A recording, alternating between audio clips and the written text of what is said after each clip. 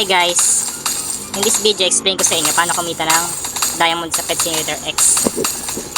Dito dumami yung mga exclusive ko. Hundreds na sila ngayon, tapos puro stock pa mga OG.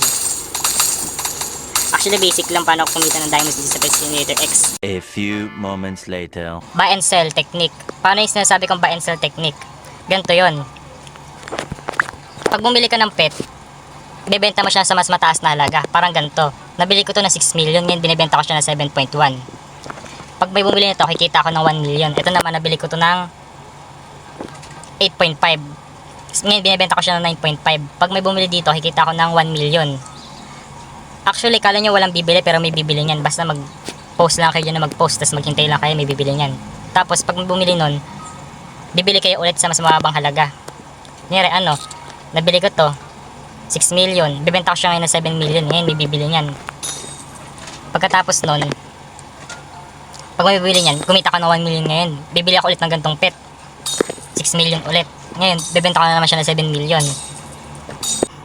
Number 2, wrap bag strategy. So paano yung wrap bag strategy? Ganito yun. Kunyari 6 million value nito, tapos bigla mag 12 million, pwede ko ibenta yun ng 10 million or 12 million din. Then may profit akong malaki, mga 50% to 30%. Then pwede ako bumili ng mga iba't ibang pet na mas sa value nun. Kaya ito 7 million. Kaya makabili ako ng pet 7 million. Then may malaki profit ko dun, mga nasa 5 million to 3 million. Kasi pag nag-wrap bag kasi, kaya mag 12 million to, maging 6 million ulit value niyan. Kasi wrap bag nga eh.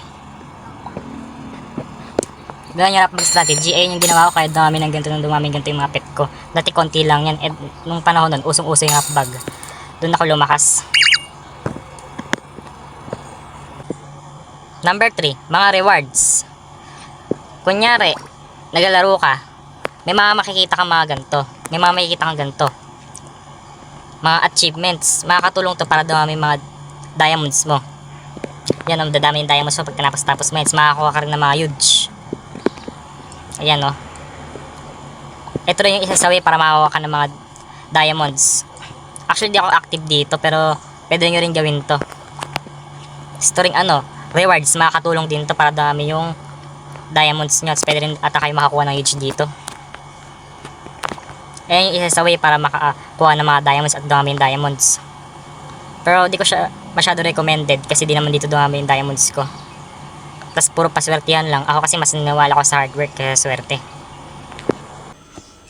Part 4. Joke lang. Dito na mag-e-end ang ating video. Sana hindi kayo nabitin. And tulungan nyo rin ang ating channel na lumago kasi actually kakasimula lang ng channel natin. And sana may natutunan kayo sa video na to kasi mukhang medyo mahirap din siya intindihin. Sana madali lang maintindihan kasi mukhang medyo mahirap-hirap din siya. And dito na mag-e-end ang ating video guys. Peace out.